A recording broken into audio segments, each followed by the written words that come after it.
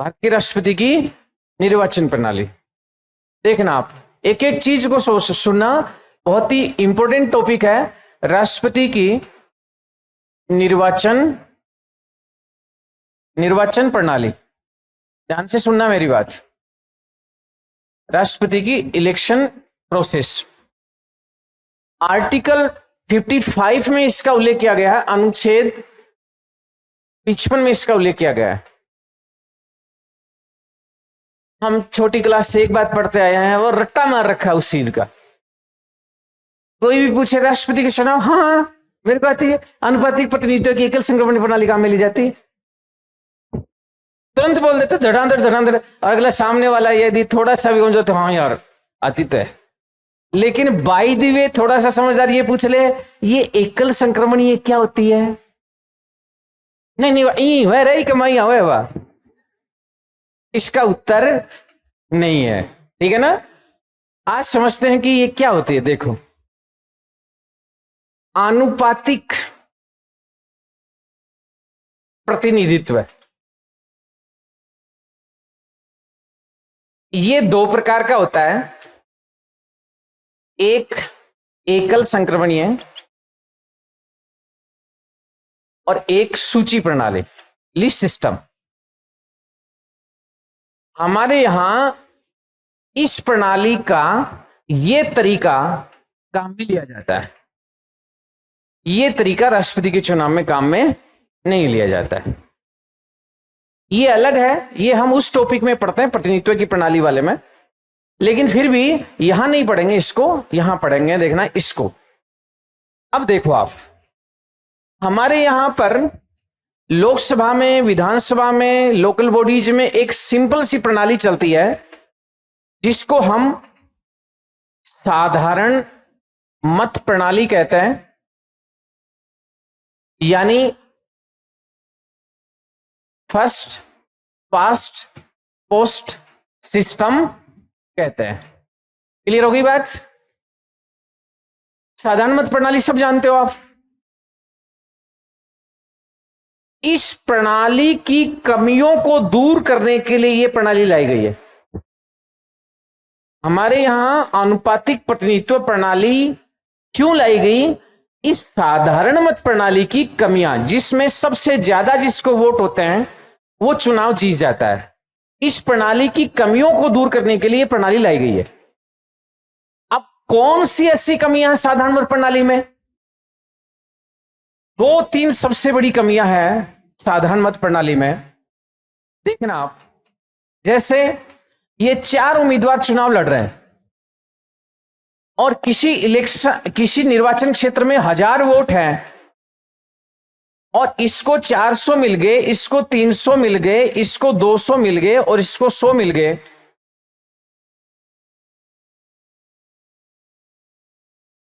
कितने हो गए? 700, 300, 1000 हो गए। अब ये चुनाव कौन जीत गया? ए जीत गया चुनाव। 1000 में से इसको 400 वोट मिले हैं, जबकि इसके विरोधियों की संख्या 600 है। यह भारत का डेमोक्रेटिक सिस्टम है। इंडियन डेमोक्रेटिक सिस्टम की यह बड़ी कमी है कि इसमें 1000 में से 400 वोट मिले और 600 इसके विरोधी हैं, फिर भी चुनाव जीत गया। और यह तो बहुत बड़ी बात है। इसमें एक कमी और भी है कि यदि औरों को 0-0 मिल जाए और इसको 1 मिल जाए तो भी चुनाव जीता हुआ मान लिया जाएगा कि नहीं मान लिया जाएगा?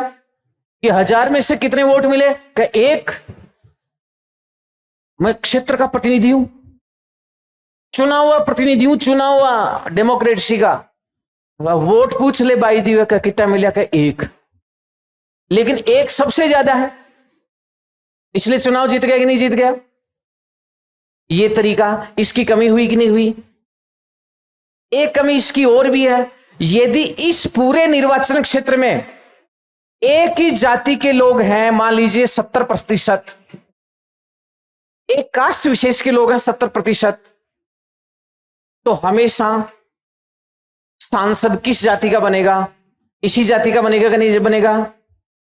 जिस संख्या में जितने लोग हैं उस संख्या में तो मिलना नहीं, क्योंकि एक ही निर्वाचन क्षेत्र होता है। साधारण मत प्रणाली में एक ही निर्वाचन क्षेत्र से एक ही व्यक्ति चुनाव जीतता है, और एक ही जीतेगा तो एक जाति विशेष का व्यक्ति प्रतिनिधि बनेगा कि नहीं बनेगा। ये इसकी दूसरी बड़ी कमी है। तो इस प्रणाली की दूसरी सबसे बड़ी कमी क्या है कि एक सदस्यीय निर्वाचन क्षेत्र होने के कारण से एक ही व्यक्ति चुनाव जीतेगा, इसलिए एक जाति का व्यक्ति हमेशा चुनाव जीतता। अब इसमें 30% यदि आदर्श लोग हैं, उनसे पूछे कि तुम्हारा प्रतिनिधि क्या भाई जी मारो कच्छी सिस्टम ही है। बात समझ में आ रही है मेरी। तो इस प्रणाली की पहली कमी तो क्या हुई, सबसे ज्यादा एक वोट है तो भी प्रतिनिधि हो। 1,00,000 में से एक वोट मिल गया और आपके विरोधियों को 0 मिला है तो आप प्रतिनिधि हो। तो ये इसकी सबसे बड़ी कमी है। अब इन दोनों कमियों को दूर करने का एक बेस्ट तरीका है ये प्रणाली लाई। इस प्रणाली की क्या खास बात है, देखो इस प्रणाली में यह होता है कि ये हमारे एक तो राष्ट्रपति के चुनाव में है, एक उपराष्ट्रपति के चुनाव में है, एक राज्यसभा के चुनाव में है और एक विधान परिषद के चुनाव में। अब यहां पर इस प्रणाली में क्या होता है, बहुसदस्यीय निर्वाचन क्षेत्र होता है। बहुसदस्यीय निर्वाचन क्षेत्र होता है। जैसे राजस्थान में हर 2 साल से कितनी सीटों पे चुनाव होता है, 3। अब 3 लोग चुनाव जीत करके जाएंगे तो अनुपात मिल जाएगा कि नहीं मिल जाएगा। जिसकी विधानसभा में जितनी सीटें हैं उस अनुपात में राज्यसभा की सीट मिल जाएंगी कि नहीं मिल जाएंगी। तो फायदा क्या हुआ, जिनकी संख्या कम है, जैसे मान लीजिए वर्तमान राजस्थान में भाजपा की सरकार है और 3 सीटों पे चुनाव हो रहे हैं, कांग्रेस विपक्ष में है, तो क्या अनुपात आएगा, 2:1। 2 सीटें भाजपा को मिल जाएंगी और 1 सीट कांग्रेस को मिल जाएगी। तो ये क्या हुआ, ये जिस अनुपात में संख्या थी उस अनुपात में उनका प्रतिनिधि चला गया कि नहीं चला गया। लेकिन हमारे यहां पर राष्ट्रपति कितने निर्वाचित होते हैं, 1। तो फिर बहुसदस्यीय कैसे होगा। इसलिए एक लाइन याद रख लेना कि आनुपातिक प्रतिनिधित्व प्रणाली का भारत में राष्ट्रपति का चुनाव अपवाद है। क्यों, क्योंकि हमारे यहां पर राष्ट्रपति एक ही निर्वाचित होता है, जबकि आनुपातिक प्रतिनिधित्व प्रणाली की पहली शर्त यह है कि बहुसदस्यीय निर्वाचन क्षेत्र होता है, यानी 2 या 2 से ज्यादा जीतते हैं, जबकि हमारे यहां राष्ट्रपति एक ही जीतता है। इसलिए आनुपातिक प्रणाली राष्ट्रपति के चुनाव का अपवाद है। क्लियर बात। तो यह प्रणाली क्यों लाई गई, इसकी कमियों को दूर करने के लिए लाई, लेकिन फिर भी यह प्रणाली राष्ट्रपति के चुनाव का अपवाद है, क्योंकि हमारे यहां राष्ट्रपति कितने निर्वाचित होते हैं, 1। और अनुपात कब मिलता है, अनुपात जब मिलता है जब 2 या 2 से ज्यादा जीतते हैं, तभी तो अनुपात मिलेगा। तो पहली चीज तो आपके समझ में आई कि यह प्रणाली क्यों लाई। अब इसके नाम से पता चलता है, इसमें प्रतिनिधित्व में क्या होता है, जो बहुसंख्यक है, जैसे मैंने अभी थोड़ी देर पहले ही बताया, और अल्पसंख्यक है। जैसे इस समय विधानसभा में अल्पसंख्यक कौन है, कांग्रेस, तो 1 सीट मिल गई, और बहुसंख्यक कौन है, भाजपा, तो 2 सीट मिल गई। तो जिसकी जितनी संख्या है उस अनुपात में सीटें मिल रही हैं कि नहीं मिल रही हैं। इसलिए इस प्रणाली का नाम है अल्पसंख्यक प्रणाली। इस प्रणाली का दूसरा नाम क्या है, अल्पसंख्यक प्रणाली। कोई पूछे कि इसको अल्पसंख्यक प्रणाली क्यों कहते हैं, क्योंकि भैया इस प्रणाली में जिनकी संख्या कम है उनका व्यक्ति भी जीतता है, और जिनके ज्यादा है उनका भी जीतता है। कम है तो कम जीतेंगे, ज्यादा है तो ज्यादा जीतेंगे। डेमोक्रेसी का मतलब यही तो होता है, असली डेमोक्रेसी का। अब इसको लाने वाले ब्रिटेन के एक व्यक्ति थे, थॉमस हेयर, इसलिए इस प्रणाली का नाम हेयर प्रणाली भी, हेयर प्रणाली भी। डेनमार्क के एक मिनिस्टर थे एंड्रे, इसको लागू करने वाले, इसलिए इसको एंड्रे प्रणाली भी कहते हैं, डेनमार्क के थे। और इस प्रणाली के अंदर जो +1 का जो फार्मूला है वो लागू करने वाले मिस्टर ड्रूप थे, इसलिए इसको ड्रूप प्रणाली भी कह देते हैं। अब बोलो, प्रणाली तो याद होगी नहीं, वो नाम याद को नहीं रहा है। बोलो, व्यक्ति के 3-4 नाम होते हैं, वैसे प्रणाली के भी 3-4 नाम हो गए। बोलो, हेयर प्रणाली होगी, अल्पसंख्यक प्रणाली होगी, एंड्रे प्रणाली होगी, ड्रूप प्रणाली होगी, आनुपातिक प्रणाली होगी। याद होगी बात? एंड्रे, ड्रूप, हेयर, अल्पसंख्यक, माइनॉरिटीज। अभी इसकी तो हमने बात ही नहीं की है, एकल संक्रमण की तो बात ही नहीं की। अभी तो किस पर चल रहा है? आनुपातिक पे चल रहा है। ध्यान से सुन लेना, कंसंट्रेशन, रील का जमाना है। रील में कंसंट्रेशन 1 सेकंड भी नहीं रख पाते हैं, और यहां एक आधा घंटा रखना पड़ रहा है, ठीक है ना। तो रील के जमाने में कंसंट्रेशन अभी तो चालू हुआ है काम। अब देखो, अगली बात पे आता हूं, इस प्रणाली की क्या खास बात होती है।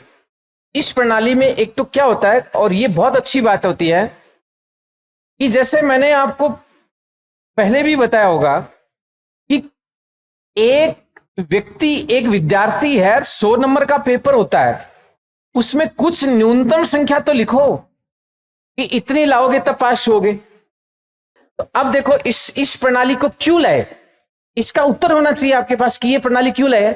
कि आपको एक पासिंग मार्क, एक नंबर तो डालना पड़ेगा ना, और हर परीक्षा का पासिंग मार्क अलग अलग होता है। जैसे मेडिकल में पास होने के लिए 50% से ऊपर लाने पड़ता है, इसलिए राष्ट्रपति जी को भी 50% से ऊपर लाने पड़ते हैं। और इसलिए इसका एक फॉर्मूला बना दिया, और उस फॉर्मूले के तहत एक निश्चित संख्या डिसाइड कर दी, और उस निश्चित संख्या को कहते हैं कोटा।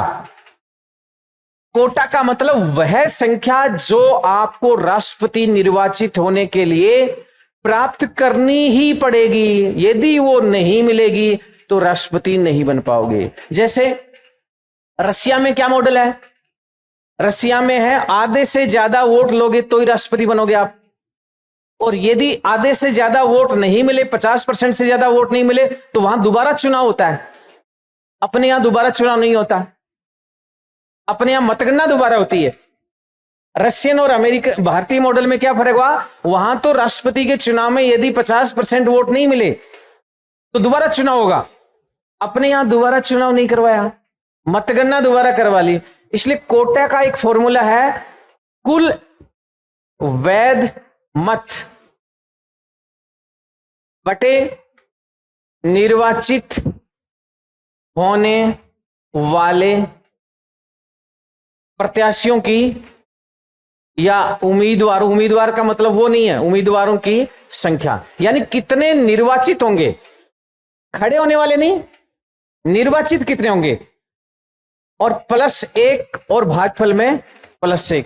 अब निर्वाचित 1 होगा राष्ट्रपति, +1 है, तो वैध मतों में कितने का भाग दे दोगे? 2 का भाग दे दोगे। 2 का भाग दे दोगे तो कितना आ जाएगा? 50% आ जाएगा। आगे प्लस लगा हुआ है 1, तो आधे से 1 ज्यादा लाना पड़ेगा कि नहीं लाना पड़ेगा? और आधे से 1 ज्यादा 1 का ही आएगा, 2 का नहीं आएगा। यदि ये +1 नहीं लगाते ड्रूप महोदय, ये ड्रूप महोदय यदि प्लस नहीं लगाते तो गड़बड़ हो सकती थी कि नहीं हो सकती थी? क्योंकि 2 के भी तो 50-50 आ सकते थे, बराबर भी तो हो सकते थे। ऐसा नहीं होगा, बिल्कुल नहीं होगा। इसलिए बहुत ही मैथमेटिकल तरीके से इसको तैयार किया गया, इस फॉर्मूले को, और ये इसका फॉर्मूला है। अब ये आपके समझ में आएगा कि ये फॉर्मूला किसने बनाया था? ड्रूप ने बनाया था। अब देखना आप, यानी राष्ट्रपति बनने के लिए आपको आधे से ज्यादा वोट की वैल्यू प्राप्त करनी पड़ेगी, नहीं तो राष्ट्रपति नहीं बनोगे आप।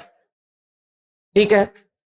अब अगली बात, यहां पर राष्ट्रपति के चुनाव के अंदर एक खास बात और भी है, और वो क्या है कि देखो, लोकतंत्र में सारा खेल होता है जनसंख्या का, जनसंख्या का होता है, और जिसके पीछे जितनी ज्यादा जनसंख्या उसकी कीमत भी उतनी ज्यादा। जैसे कोई व्यक्ति सीएम बन जाए, एमएलए से सीएम बन जाए, तो सीएम की वैल्यू बढ़ी क्यों? क्योंकि उसके ऊपर कितने एमएलए ने विश्वास रख लिया? 101 एमएलए ने विश्वास किया, तो अब उसके अंदर कितने एमएलए की पावर आ गई? 101 एमएलए की पावर आ गई। समझ में आ रही मेरी बात? सरपंच और प्रधान में बड़ा कौन सा? प्रधान। क्यों? क्योंकि उसका प्रतिनिधित्व ज्यादा लोगों पर है और इसका प्रतिनिधित्व कम लोगों पर है। तो जिसका जितना प्रतिनिधित्व है उसकी कीमत उतनी ज्यादा होनी चाहिए कि नहीं होनी चाहिए? जैसे लोकसभा, राज्यसभा प्लस विधानसभा, वोट ये भी डालते हैं, वोट ये भी डालते हैं। हर व्यक्ति का एक वोट है, एमएलए का भी एक वोट है, एमपी का भी एक ही वोट है। एमएलए राजस्थान में 35 है, 25 + 10 एमपी, और एमएलए है 200। एमपी 35 है, एमएलए सबका एक एक वोट है कि नहीं है? तो जनसंख्या किनके पीछे ज्यादा है? एमपी के पीछे, तो इनके वोट की कीमत ज्यादा होनी चाहिए।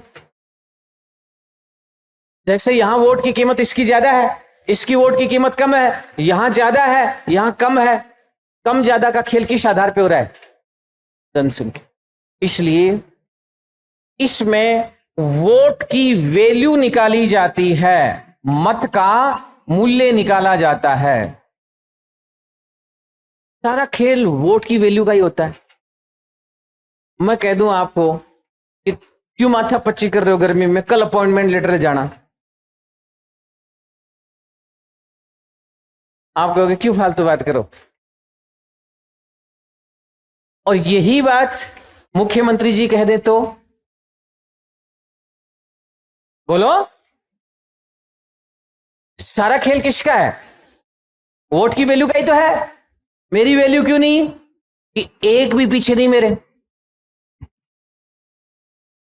और उनकी वोट की वैल्यू ज्यादा क्यों?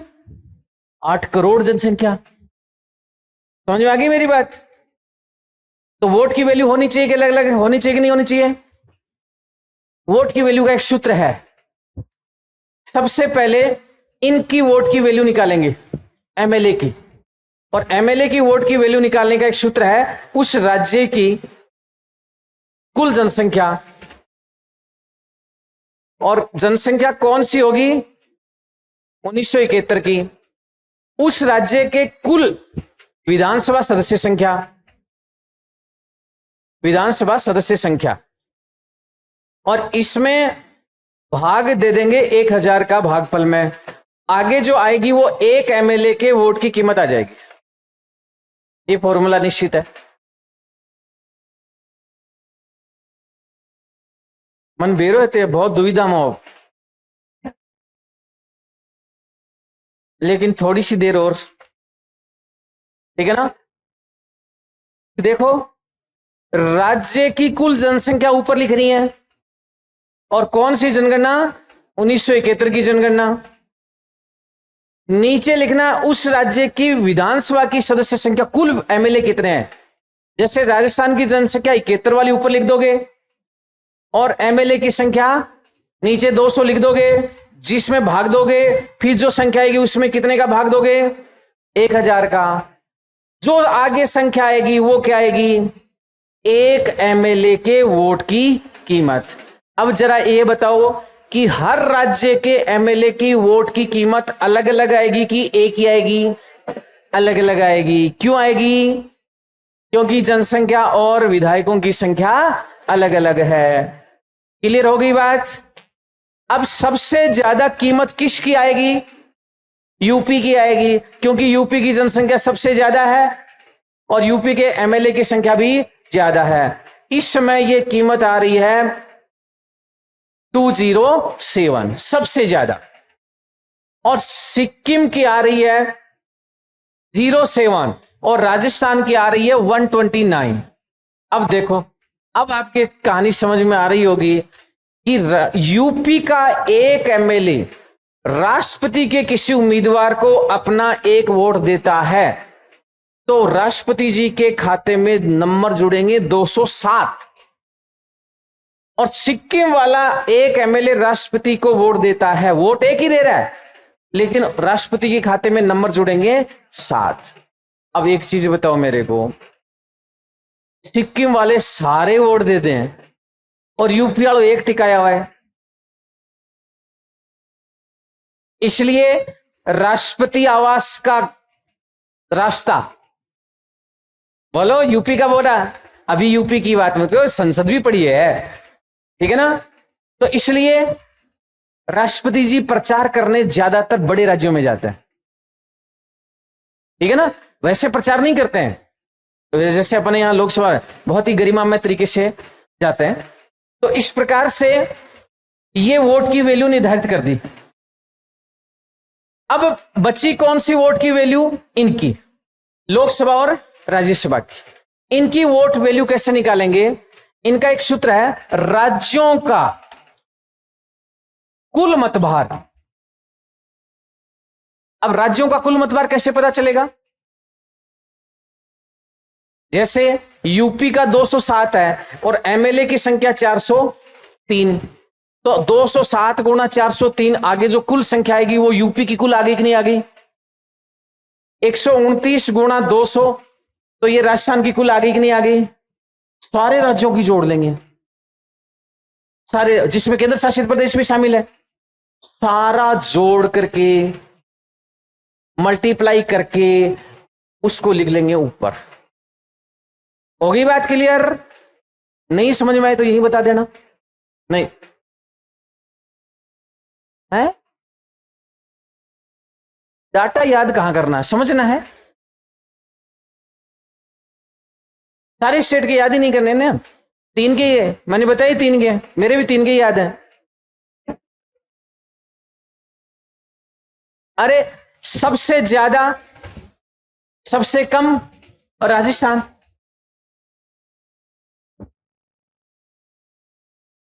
हाँ ऐसे पूछते हैं।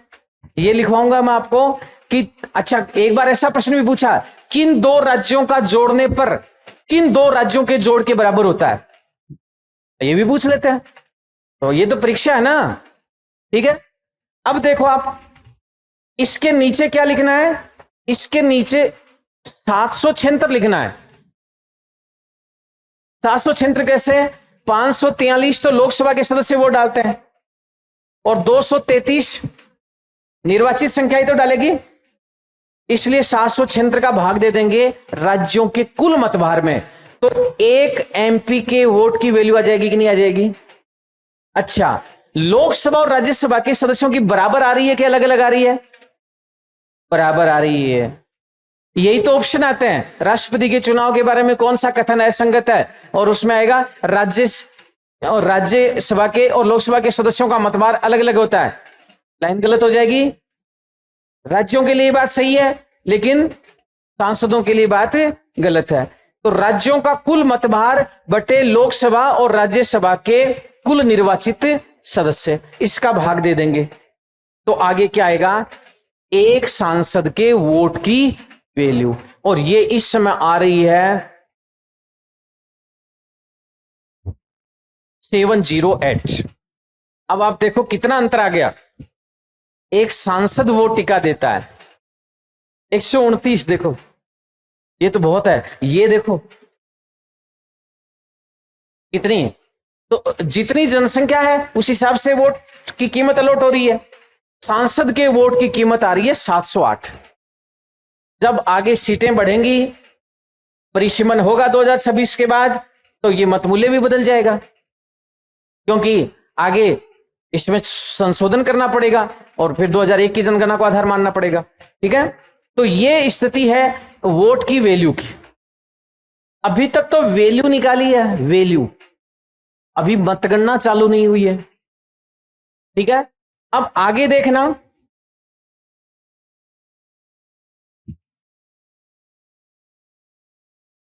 देखो ये 4 उम्मीदवार चुनाव लड़ रहे हैं। 4 भी लड़ सकते हैं, 3 भी लड़ सकते हैं, 2 भी लड़ सकते हैं। लड़ने के लिए थोड़ा सा गंभीर बनाया गया है। 50 लोग तो प्रस्ताव रखेंगे और 50 लोग उसका अनुमोदन करेंगे 1997 के बाद, 97 के बाद। ये प्रस्तावक और अनुमोदक अलग अलग होने चाहिए, और ये इसलिए क्योंकि चुनाव को थोड़ा सा गंभीर बनाया जा सके। राष्ट्रपति का चुनाव बहुत बड़ा चुनाव होता है, और इस चुनाव को गंभीर बनाया जाए कि कोई ऐसा ही नहीं कि चलता व्यक्ति के चलो चुनाव लड़ लेते हैं राष्ट्रपति का, और नहीं तो स्वर्ण अक्षरों में लिखा जाएगा कि मेरा दादा राष्ट्रपति का चुनाव लड़ चुका है। हो जाएगा ना गंभीर। अब क्या होगा, यदि किसी व्यक्ति के पास 100 MP या MLA साथ में नहीं है, तब तक तो चुनाव ही नहीं लड़ सकता। तो अपने तो सपने में नहीं है, एक ही को नहीं जानकार, तो कहां से लाएंगे? तो जब तक 100 लोग साइन करने के लिए तैयार नहीं हो जाए ना कि मैं इसके मुकेश कुमार के नाम को राष्ट्रपति पद के चुनाव के लिए प्रस्तावित करता हूं, और फिर 50 और कहा हाँ मैं मुकेश के साथ हूं, यानी 100 MP और MLA जब तक नहीं होंगे ना, तब तक तो राष्ट्रपति का चुनाव ही नहीं लड़ सकते। और ये परंपरा काका जोगेंद्र सिंह धरती पकड़ने चालू करवाई थी। पता है आपको, पहले ये संख्या कम थी। एक सरदार जी थे, पंजाब से आते थे, उन्होंने कहा कि यार मैं एक रिकॉर्ड बनाना चाहता हूं, और रिकॉर्ड बना भी दिया उन्होंने। वो पार्षद से चुनाव लड़ना चालू किया, पार्षद का लड़ा, फिर आपके नगर परिषद के उसके सभापति का लड़ा, फिर MLA का लड़ा, MP का लड़ा, उपराष्ट्रपति का लड़ा, फिर का एक और बच गो, तो राष्ट्रपति का लड़ा। और राष्ट्रपति के चुनाव में शुरू से लेकर के हारा, सारे चुनाव में सब में हारा, लेकिन गिनीज बुक में रिकॉर्ड में दर्ज हो गया कि नीचे से लेकर के ऊपर तक राष्ट्रपति का चुनाव लड़ा, और सब में हारने वाला व्यक्ति काका जोगेंद्र सिंह। तो संसद ने सोचा कि ऐसा कोई जोगेंद्र सिंह धरती पकड़ फिर नहीं आ जाए, तो गंभीर बनाया इस चुनाव को 97 के अंदर। ठीक है ना, तो ये व्यक्ति चुनाव लड़ रहे हैं। जैसे देखना आप, इसमें क्या होता है कि कोई भी वोटर आता है ना, वो इलेक्शन कमीशन ज्यों ही वोट देने आएंगे, कोई भी उम्मीदवार, सांसद आएगा तो संसद भवन में आएगा, विधायक आएगा तो विधानसभा में आएगा। हालांकि अभी थोड़ी छूट दे दी है पिछले से पिछले चुनाव में इलेक्शन कमीशन ऑफ इंडिया ने, कि यदि कोई विधायक अपनी विधानसभा में वोट नहीं डाल रहा तो पूर्व स्वीकृति लेकर के दूसरे राज्य की विधानसभा में भी वोट डाल सकता है। जैसे अपने यहां पर गहलोत जी ने पिछले से पिछला राष्ट्रपति के चुनाव में गुजरात में वोट डाला था, ये छूट दे दी गई, लेकिन पहले बताना पड़ेगा आपको कि मैं कहां वोट डालना चाहता हूं। हालांकि मतमूल्य वही माना जाएगा जिस राज्य का वो है। ठीक है, तो ये देखना आप, ECI ज्यों ही गेट में घुसेगा ना वोटर यानी MP MLA, तो एक पेन देगा उसको, पेन, और पेन देगा, उसी पेन से प्राथमिकता देगा, प्रायोरिटी देगा। 1 नंबर, 3 नंबर, 2 नंबर, 4 नंबर। अब ये वोट इसको गया, वोट इसको गया, फर्स्ट प्रायोरिटी इज वोट। समझ में आ गई मेरी बात? हर वोटर ये प्राथमिकता देगा। इसका फायदा क्या होगा? जिसको ज्यादा प्राथमिकता मिल रही है, इसका मतलब वास्तव में वो अच्छा है। 1 नंबर मिल रहा है, इसका मतलब रियल में अच्छा है। ये प्राथमिकता कब काम आती है? जब किसी को भी कोटा नहीं मिलता तो ही काम आती, नहीं कोई काम नहीं आती। समझ में आ गई? प्राथमिकता कब काम आएगी? जब किसी को भी कोटा नहीं मिलता है। तो अब क्या होगा? अब मतगणना होगी, और मतगणना में क्या होगा? कोटा प्राप्त करना जरूरी है। जैसे राजस्थान में मान लीजिए कितने एमएलए हैं? 200। 80 कर दो, 60 कर दो, 40 कर दो, 20 कर दो। देखना आप, 80 लोगों ने इसको 1 नंबर दिया। अब समझना काम की बात, 60 लोगों ने इसको 1 नंबर दिया, 40 एमएलए ने इसको 1 नंबर दिया, और 20 लोगों ने इसको 1 नंबर दिया। तो इसका मतलब इन 20 लोगों ने 2, 3, 4 भी दिया है। इन 60 लोगों ने इसको 1 नंबर दिया, तो इन 60 लोगों ने 2, 3, 4 भी किसी न किसी को दिया है। बोलो देंगे कि नहीं देंगे? अब देखना आप, मान लो ये पूरे इंडिया का डाटा है। समझने के लिए एक उदाहरण दे रहा हूं। आप इंडिया का डाटा है और 1000 कोटा है, और एक की कीमत 10 है। राजस्थान भूल जाना एक बार।